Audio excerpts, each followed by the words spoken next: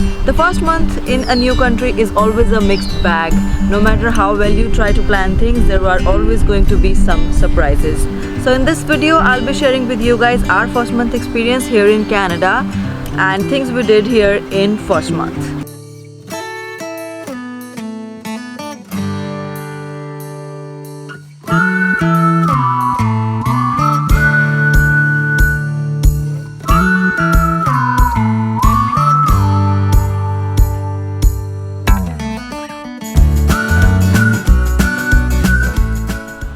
Hi guys, welcome back to our channel Right Turn to Canada. Today is a very beautiful day and we are in this beautiful setting.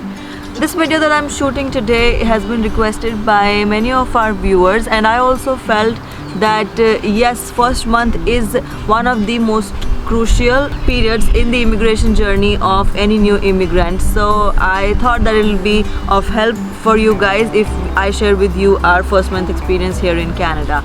The first thing that comes up after you land here in Canada is the temporary accommodation, where you're going to stay for the initial few weeks or few days of your stay here. You can obviously book Airbnb or a hotel and you can stay with your friends or family if you have somebody here. We came here in the winter months of December and we were staying with our friends here. If you ask my personal opinion, I would say that there is nothing better than staying with friends or families if you have that option after coming here in Canada, because most definitely it will save you a lot of money, but that is not important. The most important thing is how comforting it is to know that there is someone who can guide you through those initial days when you know nothing about this new land, and also you are very emotionally disturbed or depressed in those initial few days because you've left your family and your country. So it is a lot more comforting if you stay here with any of your friends or family. So if that is an option for you, do go for it. So after you've settled in your temporary accommodation for a day or so, the next most important thing is applying for some essential documents that you would need for the life here ahead. The first out of those is SIN number. You can apply for SIN number right at the airport, but after a very long journey, I would not really prefer to stand in long queues at the airport and apply for SIN number when you can definitely apply it outside. In this video, I'm only giving you an overview of the things that need to be done in the first month. If you want more information on any of these topics, you can let me know in the comments and I'll make a separate video. The next important document that you should apply for is your health card or your health insurance program. Now your health card, if you're traveling here as a PR, your health card coverage would definitely start 3 months after your landing date. So there is specifically no hurry to just rush to apply for the health card, but it is always advisable if you tick these things off your list in the very initial days. The next important thing is to get a SIM card or a phone for yourself. It is not mandatory to buy a new phone because the phones from any other country work just fine here. But if you wish, you can buy a phone with your EMI for the phone included in your monthly payments for the plan.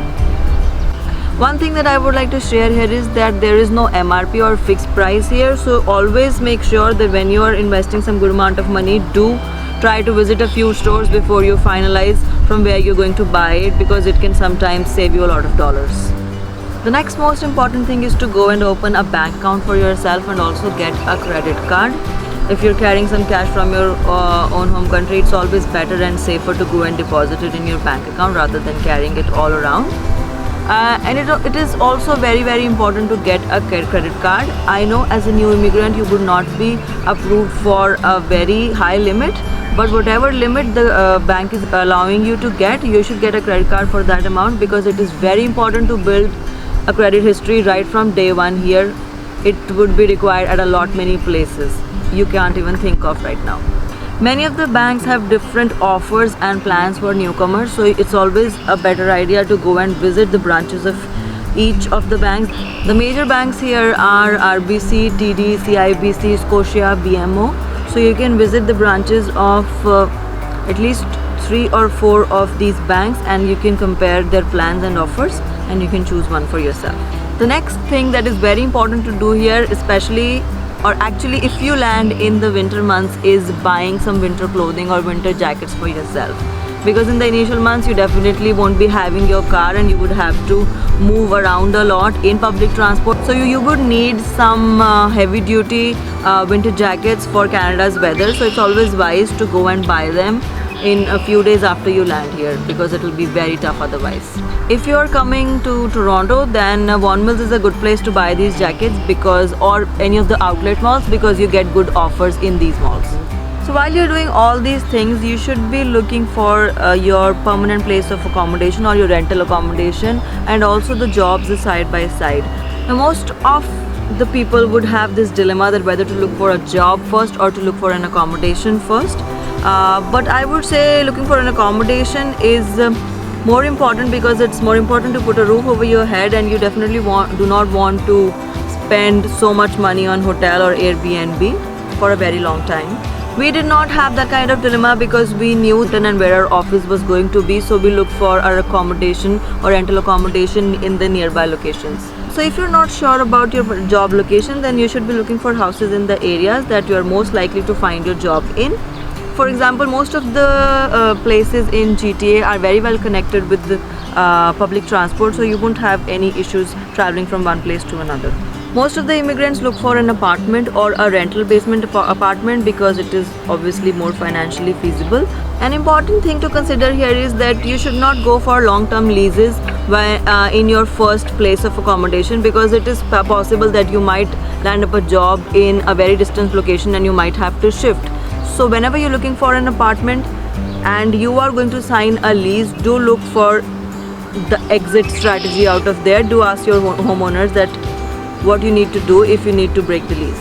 Another issue that many of the new immigrants face is that many of the homeowners are very apprehensive because of our newcomer status, and even we face the same issue. Without a proper job offer and without a proper credit history, they are reluctant to give their house to us. But that is another place where our friends played a very important role, because they went with us and they've been living here for quite a long time. They referred us and they put in a good word for us, so the homeowners were assured that they were not making a mistake by renting their place to us. Another very important thing that you should do in your first month, and especially if you've come with a plan to buy a new car as soon as it is possible, you should try preparing for your G1 test. G1 test is a written test. We have already made a video on getting a driving license here in Canada, the link of which you can find here.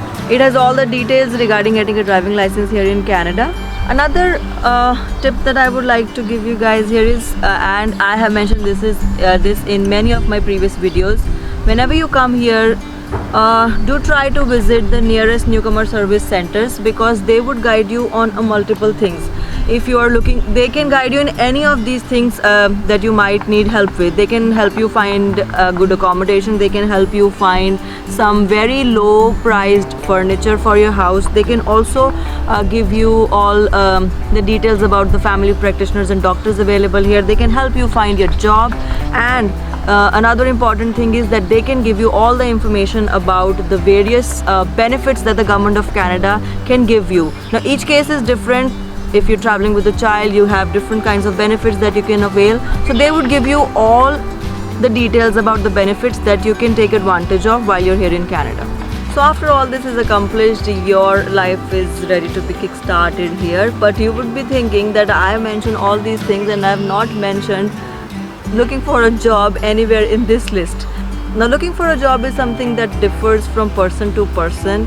For example, when we came here, we had the plan to join a profession that required licensing, and that was a regulated profession here. So right in the first week here, we enrolled for our licensing program and we started the course, and we gave our certification exam in the very first month as well. I've already made a video on how you can look for jobs here in Canada, so you can watch that for full details on this topic. So now that I've discussed everything that you should do in your first month, I know that it seems to be a lot. Well, some people might think that they have already made their plans of how they are going to go about it, but you will definitely face some surprises. I can be sure about that.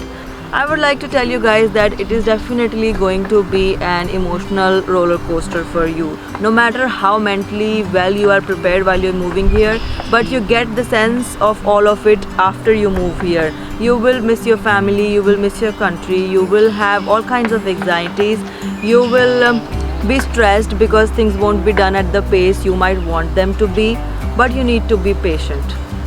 I know patience is a very overrated attribute that is expected from a new immigrant, but trust me guys, it is very important and you will need to be patient. Thanks for watching this video, and if you want me to elaborate on any of these topics or you want me to make a video on any other new topic, do mention it in the comment section. If you have not subscribed yet, do hit the subscribe button and please do hit the bell button for all the notifications on our upcoming content. You can also follow us on our Facebook page Right Turn to Canada and on our Instagram handle Right Turn to Canada. So until next time, bye bye and take care.